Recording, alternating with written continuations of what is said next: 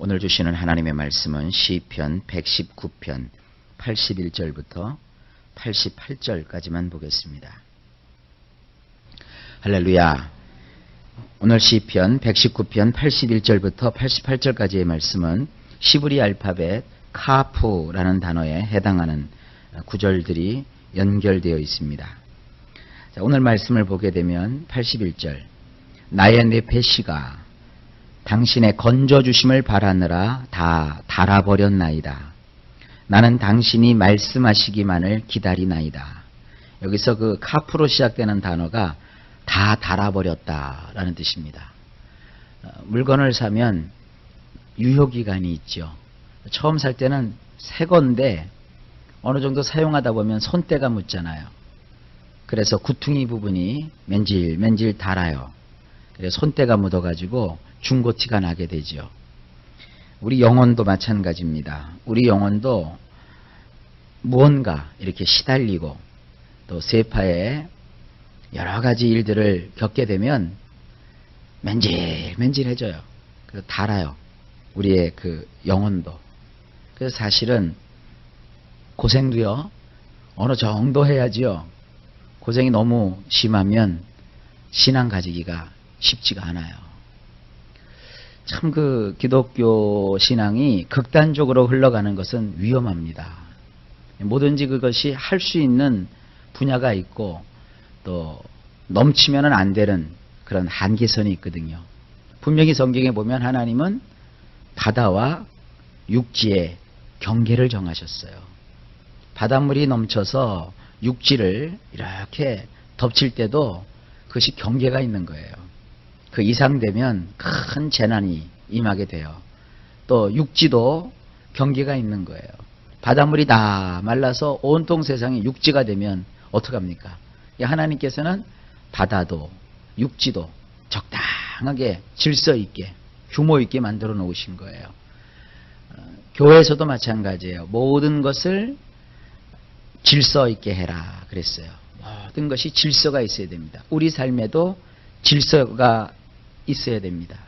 그런데 여기 보니까 이 네페시, 우리의 몸과 우리의 마음과 우리의 영혼과 우리의 정신과 우리의 감정을 통칭하는 이 네페시가 평정심을 잃어버려요.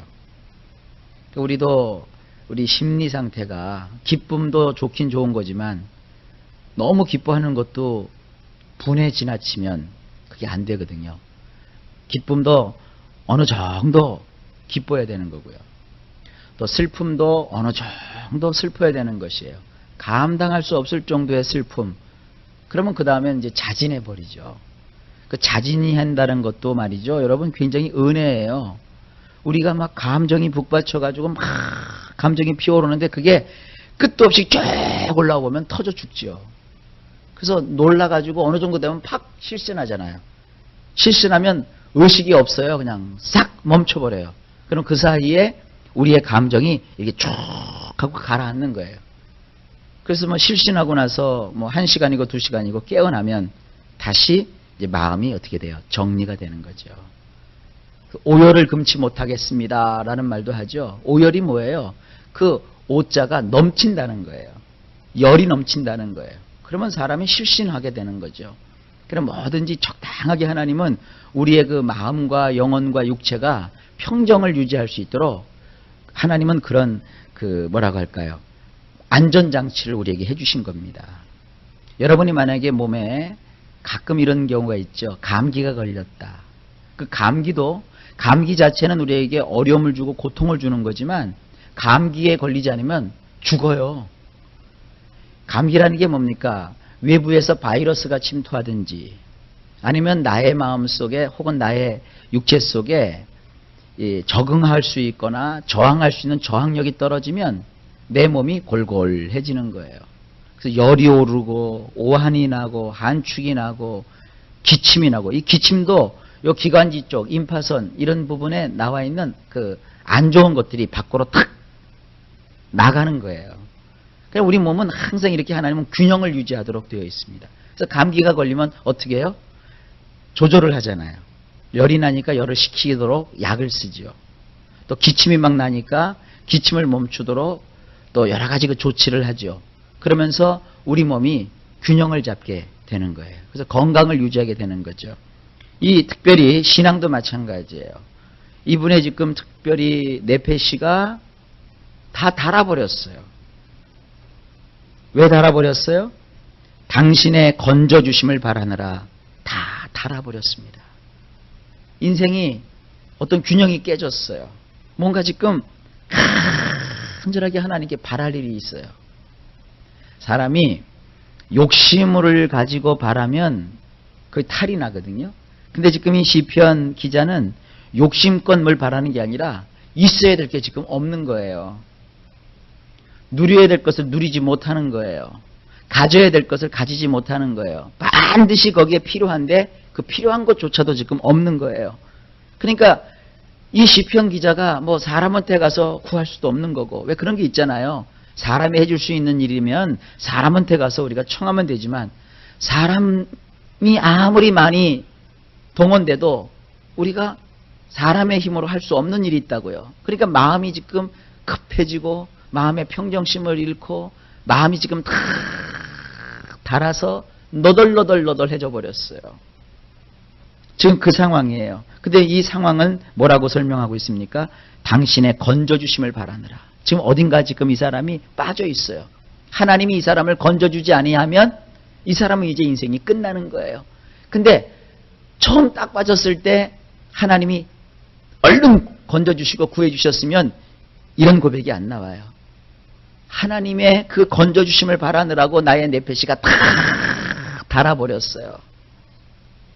그 상황 속에서 이 시편 기자가 지금 오직 하나의 방도만 기다리고 있어요. 그게 뭐예요? 당신이 말씀하시기만을 기다립니다. 지금 이런 극한 상황에서 한 가지 유일한 돌파구는 하나님이 말씀하시는 거라는 거예요. 자, 여기서 우리가 얻을 수 있는 교훈이 뭔가요? 제가 앞부분에 장황하게 설명하면서 이 말씀의 어떤 정황을 여러분들이 이해를 할 수 있었을 겁니다. 근데 이건 뭐예요? 우리의 인생 가운데 정말로 필요한 게 뭐냐 하면 하나님의 말씀이라는 거예요. 하나님의 말씀의 역할은 뭐냐 하면 인생의 모든 소망이 끝났을 때 자기의 힘으로 또 누구의 도움으로 또 어떤 환경의 변화로도 도무지 해결될 수 없을 때 우리가 바라는 것은 오직 하나, 하나님이 말씀하시는 그 말씀입니다. 우리 예수님께서 풍랑이는 바다에서 하셨던 일이 있죠. 제자들을 명하여서 주님이 저쪽으로 건너가자 하시고 같이 배에 오르셨어요. 근데 주님은 고나셔서 그런지 뱃고물에 이렇게 머리를 대시고 주무시고 계신 거예요. 뱃고물이 어딘 줄 알죠? 그 배 뒤에 보면 이렇게 평평한 데가 있거든요. 거기가 뱃고물이에요. 거기서 주님이 이렇게 기대서 고나게 주무시고 계셨어요. 아, 그런데요, 얼마나 파도가 치는지 그 갈릴리 해변에서 어부로서 잔뼈가 굵은 사도들도 예수님의 제자들도 아무리 노를 젓고 힘쓰고 애써도요, 이게 뭐 도무지 배가 앞으로 나가지도 않고 이제 그 파도에 휩쓸려 가지고는 배가 다 물에 빠져 다 지금 죽을 위기란 말이에요. 그러니까 제자들이 뱃고물에서 주무시는 예수님을 막 흔들어 깨우는 거예요. 자기들의 힘으로 안 되잖아요. 예수님은 어부 출신도 아니시고, 근데 그들은 오직 하나의 해결 방법은 예수님을 흔들어 깨우는 일밖에 없어요. 예수님이 부시시 눈을 뜨고 이제 일어나시는 것이죠. 그러면서 예수님이 이렇게 일어나셔서 바다를 향하여 어떻게 하셨어요? 요술을 부르신 것도 아니고요.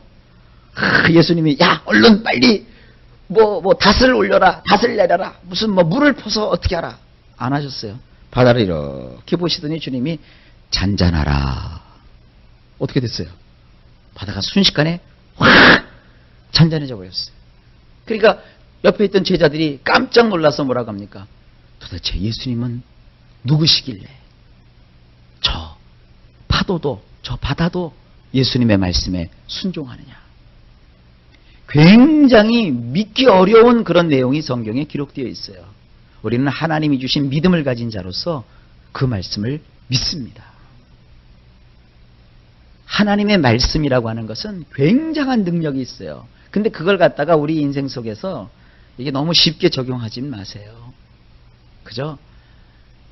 나도 그러면 예수님 닮았으니까 나의 풍랑이는 인생을 향하여 내가 잔잔하라 잔잔하라. 물론 될 수도 있겠죠. 마음을 먹으면서 나도 할 수 있다, 잘 된다, 좋은 일이 있을 거야. 그렇게 할 수도 있겠죠. 하지만 그 복음서의 장면은 예수님이 예수님의 원대로 일어나셔서 잔잔하라 말씀하신 거예요. 그래서 우리의 기도는 그거예요. 내가 환경을 향하여 잔잔하라. 명에서 잔잔할 것 같으면 우리가 기도할 필요도 없죠. 그래서 하나님께 이렇게 기도하는 거예요. 하나님, 하나님께서 말씀을 보내시사 나의 풍랑이는 이런 환경을 잔잔하게 해 주시옵소서. 주님이 말씀하여 주시옵소서. 여러분, 이 세상을 감정으로 막 대하려고 하면 어떻게 돼요? 평정심을 잃어버려요. 다 달아버려요. 막 애쓰고 막 여러분들이 막 억울하다고 막 고소해도 안 되는 일이 이 세상에 있단 말이에요. 그럴 때 여러분들은 어떻게 하시겠어요? 하나님께 그걸 다 맡기며 주님의 처분을 기다려야죠. 그럴 때 정말 중요한 게 뭐냐? 하나님 말씀을 기다리는 거예요. 그래서 우리 성도들도 신앙생활하면서 하나님 말씀을 참 소중히 여기시고, 내가 어떻게 내 힘으로 할 수 없을 때, 여러분 아무도 우리를 도와줄 수 없다는 생각이 들을 때 거기에 매달려서 어떡하나 이러면 다 달아 없어진다니까요. 하나님을 바라세요. 그리고 주의 말씀을 기다리세요. 그러면 그것이 놀라운 축복을 우리에게 가져오게 하는 힘이 되는 거예요. 82절입니다. 당신이 하시는 말씀을 기다리느라 나의 두 눈이 다 빠지게 되었나이다. 그래서 이 다 빠지게 되었나이다 라는 말이 이 카프로 시작되는 단어인데, 이 81절에 다 달아버렸나이다 라는 말과 같은 말이에요. 눈이 다 지금 빠져요. 왜 그런 얘기 하잖아요. 기다리느라고 눈이 쏙 빠졌어. 눈이 쏙 빠지도록 내가 기다렸어. 그런 표현 우리도 쓰잖아요. 지금 바로 그 표현이에요. 지금 뭐를 기다리느냐? 하나님의 말씀을 기다리느라 내 두 눈이 다 빠지게 되었나이다. 나는 이렇게 말했나이다. 언제쯤에나 당신께서 내가 안도의 숨을 쉬게 하시려나이까. 예, 이겁니다. 환경 바라보고 풍랑을 바라보고 아무리 애쓰고 힘써도 우리가 하지 못할 때 오직 우리가 기다리는 건 뭐예요? 언제쯤이나 당신께서 내가 안도의 숨을 쉬게 하시려나이까. 이게 신앙이에요. 그러니까 여러분들, 어려운 일이 있다고 해서, 힘든 일이 있다고 해서 하나님마저 저버리고 에휴 믿어도 소용없어, 아무도 나를 도와주지 않는가 봐, 이러면 그거는 불신앙이에요. 그래 맞아, 사람은 나를 돕지 못하지, 또 환경도 내가 어떻게 할 수가 없지, 오직 내가 바랄 것은 하나님밖에 없어. 근데 힘들 때 어떻게 해야 되는 거예요? 보따리 싸들고 교회 와가지고요, 바닥에 엎드려서 기도하는 거예요. 기도하고 엎드려 하나님께 간구하고 하나님께 매달리면, 보세요, 제가 장담이라는 표현은 안 쓰겠어요. 확신하건대 하나님이 들어주세요. 만약에 우리가 그렇게 기도하다가 응답이 안 돼서 지쳐서 죽으면 천국 가는 거죠 뭐. 그러니까 여러분들 겁먹지 마세요. 환경 붙들고 사람 기대하다가 실망하고 실족하여서 신앙마저 버리지 마시고, 그런 어려운 일이 있을 때 하나님께 나와서 하나님의 말씀만 기다려보세요. 하나님이 여러분에게 휴 하고 안도의 숨을 쉬게 해 주실 거예요. 그런 하나님을 우리는 믿습니다. 83절. 나는 연기 속에서 훈제가 되어 바짝 말라버린 가죽병같이 되었지만 나는 당신의 율례들을 잊지 않았나이다. 가끔 여러분 이렇게 시장에 가보면 훈제구이, 무슨 뭐 생선, 훈제구이, 무슨 닭고기 뭐 이런 게 나오잖아요. 그 훈제할 때 보면 여러분 어때요? 통닭집 같은 데 이렇게 훈제로 해서 통닭 파는 데 보면 불을 이렇게 직접 그 닭고기에다 대가지고 그걸 하는 게 아니라 연기를 피워가지고 그 참나무 숲이라든지 이런 연기를 피워갖고 그 연기가 굉장히 열이 강하잖아요. 그 연기가 강해서 그 닭이나 이런 것에 있는 기름이 어떻게 돼요? 쭉 밑으로 빠지잖아요. 그래서 그걸 건강씨라고 해서 사람들이 먹잖아요. 이 연기라는 게 참 무서운 거거든요. 화재가 나서 사람들이 이렇게 어려움을 겪을 때 직접 불에 다 가지고 사람이 해를 입는 것보다는 연기 때문에 질식을 하고요. 그 연기가 이렇게 코를 통해서 이 폐까지 오면은 이 코에서 폐까지 말이요. 연기 때문에 어떻게 되느냐? 화상을 입어요. 그게 아주 심할 경우에는 굉장한 어려움을 겪습니다. 그래서 연기가 쉬운 게 아니에요. 참 그게 무서운 거예요. 훈제를 한단 말이에요. 연기로 뭘 익힐 수 있다고요. 근데 여기 봅시다. 가죽병이 있어요. 대개 이스라엘 사람들은 이 가죽병에다가 물을 담아 먹기도 하고요. 그리고 이 가죽병에다가 우유 이런 걸 이제 담아서 먹기도 하는데 이 가죽병을 이렇게 장작불 옆에다 이렇게 걸어놨단 말이에요. 근데 연기가 이 가죽병에 계속 이렇게 왔다 갔다 하니까 가죽병에 있던 그나마 수분과 습기가 쭉 다 빠져버렸어요. 연기를 이렇게 계속 씌우다 보니까. 그래서 가죽이 바짝 말라버렸어요. 가죽병도요, 이게 수분이 어느 정도 있어서 후들후들 조금 해야 그게 가죽병이 제대로 쓰이는 것이죠. 이게 바짝 말라버렸으니까 어떻게 돼요? 가죽병이 건드리면 바스러져 버린다고요. 여러분 집에서 이게 가죽옷이라든지 가죽으로 된 제품, 가방이라든지 가죽이 되니까 이게 비싸잖아요. 근데 여러분 그거 잘못 관리해갖고 바짝 말라버리면 그거 뒤틀어지거나 색깔 변하거나 못 쓴다고요. 그래서 가죽 제품 같은 거는 왁스를 바르기도 하고 거기다 여러 가지 그 무슨 약품 처리를 하는 그런 게 있어요. 그런 게 발라주고 그래가지고 어느 정도 수분이 유지가 돼야 가죽 제품이 진가가 있는 거거든요. 가죽 제품이 숨을 쉬어요. 우리가 볼 때는 게 아무것도 아닌 것 같은데도요. 그게 다 그런 게 있어요. 구두도 마찬가지예요. 가죽 구두 사다 놓고 여러분 되게 이제 게으른 남자들은 잘 안 닦잖아요. 그러면 이게 태양에 그을려 가지고요. 가죽 구두가 어떻게 돼요? 다 타져버려요. 근데 이거를 수시로 이렇게 구디약을 발라서 닦아주고, 이 구디약이 뭐냐면 수분을 공급해주고 가죽이 그 어느 정도 원래의 상태를 유지할 수 있도록 보호를 해주는 거거든요. 그러면 그 좋고 비싼 구두를 오래 기분 좋게 신을 수가 있어요. 근데 여기 보세요. 지금 나의 처지가 연기 속에 훈제가 되어 바짝 말라버린 가죽병같이 되었지만 그랬어요. 그런 상황이지만 어떻게 됐어요? 나는 당신의 율례를 잊지 않았나이다. 계속 반복되는 거예요. 우리 인생에 있어서 우리가 정말로 사모하는 것이 뭐냐? 하나님의 말씀이에요. 그 기록된 말씀을 이렇게 사모한다는 거예요. 84절. 당신의 종의 날들은 얼마나 되나이까? 언제쯤이나 나를 핍박하는 자들을 당신은 샤파트 하실 것입니까?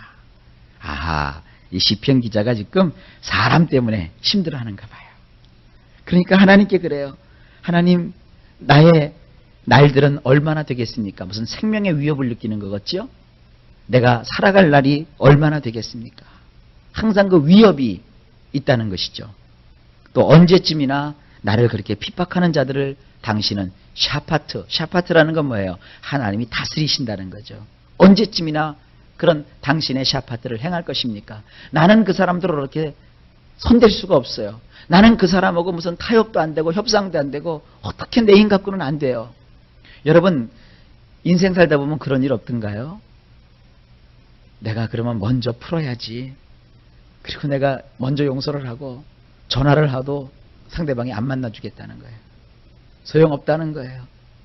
그래서 내가 그냥 자존심을 구기고 하다못해 음료라도 사들고 집에 갔더니 문전박대를 당했어요. 혹시 그런 경험 없으세요? 이거 참 폭폭할 노릇이에요. 지금 이런 거예요. 근데 이 사람은 그 정도가 아니라 상대가 나를 죽이겠다고 위협을 하는 거예요. 끝이 안 나는 거예요. 85절 보세요. 우쭐대는 자들이 나를 대적하여 웅덩이를 팠나이다. 그들은 당신의 율법을 따르지 않나이다.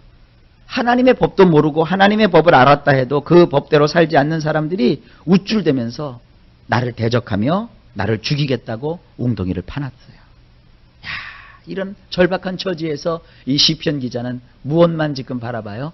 하나님의 말씀만 바라본다는 거예요. 이런 게 뭐예요? 하나님의 말씀이 가지는 놀라운 능력과 효능이에요. 여러분, 우리는 이 시편 기자와 같은 이런 처지는 아니잖아요. 우리는 하나님이 하시는 그 말씀을 사모하고 기다리는 그런 인생이 되시기를 주의 이름으로 축복합니다. 86절에 보니까 당신의 모든 계명들은 견실하나이다. 견실하다는 게 뭐예요? 틀림없다는 것이죠. 거짓과 더불어 그들이 나를 핍박하오니 당신 깨없어 나를 도와주소서. 자, 이걸 거꾸로 얘기하면 하나님을 바라보고 하나님의 말씀을 붙잡으면 하나님께서 우리를 도와주십니다. 그냥 무턱대고 아무렇게나 하나님 막 도와주시는 게 아니에요. 하나님의 말씀을 붙잡는 자에게 하나님은 도움을 베풀어 주십니다. 87절. 그들이 나를 땅에서 아주 조금만 남겨놓고 소멸시켜 버렸을지라도 나는 당신의 교훈들을 포기하지 않았나이다. 참, 이 87절은요, 굉장히 귀중한 교훈이 되는 말씀입니다. 자, 나를 핍박하는 자가 나를 막 공격해서 나를 궁지에 몰아놓았어요. 이 땅에 있는 동안에 모든 걸 다 뺏기고 아주 조금만 남았어요. 이제 숨이나 제대로 쉴 수 있는가 모르겠어요. 그랬을지라도 나는 그 끝까지 하나님의 교훈을 포기하지 않는다는 거예요. 이런 자세로 여러분 하나님 말씀을 붙잡아 보세요. 근데 너무들 쉽게 이렇게 얘기해요. 아이고, 믿어도 소용없어. 그러면 말씀대로 산다고 그거 아니야. 말씀이 그렇게 뭐 중요해? 이런 사람들이 아주 부시기수예요. 교회만 다닌다고 해서 여러분 참 신앙인이 아니에요. 말씀을 붙잡으셔야 돼요. 사랑하는 성도 여러분, 여러분들은요 소망을 하나님의 말씀에 두시기를 바랍니다. 어렵고 힘들더라도 주의 말씀, 여러분이 좀 여력이 되면 스스로 말씀을 읽고 듣고 또 여러분 스스로 말씀을 가지고 묵상을 할 수 있죠. 근데 그렇게 되기가 어려우면 예배만큼이라도 놓치지 말고 그 말씀을 받고 말씀대로 여러분 깨달은 대로 믿고 한번 살아보세요. 하나님은 살아 계십니다. 88절입니다. 당신의 인내하심을 따라 나를 다시 살려 주소서. 그래서 당신의 입으로 증거하신 것을 나는 지키리이다. 이게 무슨 얘기예요? 하나님 말씀을 내가 지키면 결국 뭐가 와요? 하나님의 인내하심이 나에게 나타나요. 그래서 하나님이 나를 살려주십니다. 죽을 것 같지만 말씀을 붙잡으면 안 죽어요. 망할 것 같지만 말씀을 붙잡으면 안 망해요. 저는 이 성경을 보면서 참 놀라운 은혜를 많이 받는데 하나님이 우리에게 그러셨어요. 은도 내 것이요 금도 내 것이다. 그렇게 말씀하시면서 내가 너희에게 재물 얻을 능을 주겠다 그랬어요. 무슨 뭐 펀드에 투자할 수 있도록 내가 지혜를 주겠다. 뭐 네가 하는 그 사업에 길을 내주겠다. 그렇게 하지 아니하시고 내가 너에게 재물 얻을 능을 주겠다 그랬어요. 그래서 이런 능은 배워서 얻는 게 아니에요. 하나님이 주실 때 얻는 거예요. 이런 재물 얻을 능이 나에게 이렇게 임하면 재물이 나에게 찾아와요. 왜 그러잖아요. 똑똑한 사람인데 이 사람이 투자했다 하면 손해보고 손댔다 하면 망하고 사람은 똑똑한데 그 기회라는 게 있잖아요. 나는 근데 잘 모르는데 기도하다 보니까 어느 쪽으로 마음이 끌려요. 그래서 그냥 없는 거지만 또 못하는 거지만 그것에 이렇게 내가 같이 참여했더니 대박이 터져버렸어요. 그래서 이제 이거 뭐 기도하다 보니까 이제 이것보다는 다른 걸 하고 싶어요. 그래서 다른 걸 이렇게 넘겨놓고 다른 걸 했는데 세상에 넘겨놓고 나니까 그것이 이제 끝물을 타갖고 사양길에 접어들었어요. 근데 이번에 또 새로 하는 일이 다른 사람들은 그 별거 아닌 줄 알고 손도 안 댔는데 내가 손을 대니까 그것이 또 잘 되는 거예요. 그러한 축복들이 뭐냐 하면 재물을 얻을 능이라는 거예요. 이런 건 어떻게 해서 오는 거냐? 대학원 아무리 다녀도 그거 못 얻어요. 유학을 갔다 와서 그거 못 얻어요. 하나님이 기도하는 사람에게 주시는 거예요. 그러니까 우리는 그걸 구하는 거예요. 희망을 갖고 소망을 갖고 말씀대로 살면서 여러분들이 기도합니다. 그러면 하나님이 들어주시는 거예요. 오늘도 여러분들 기도하실 때 하나님, 나의 사랑하는 자녀들에게 하나님 재물 얻을 그 능력 주세요. 그 기도하세요. 그리고 나는 하나님의 뜻대로 살아가겠습니다 하는 결단을 하면서 하나님, 나에게 말씀대로 살 수 있는 힘과 지혜를 주세요. 그래서 여러분들이 말씀대로 성실하게 하나님을 의지하면 하나님은 내가 상상할 수 없는 일들로 나의 삶 속에 일을 이루시고 역사해 주시는 줄로 믿습니다. 기억하세요. 하나님은 나를 다시 살려주십니다. 다 잃어버리고 조금만 남은 것 같아도 나를 다시 살려주십니다. 이 은혜가 종일토록 그리고 여러분의 평생토록 넘치게 임하시기를 예수님의 이름으로 축원합니다.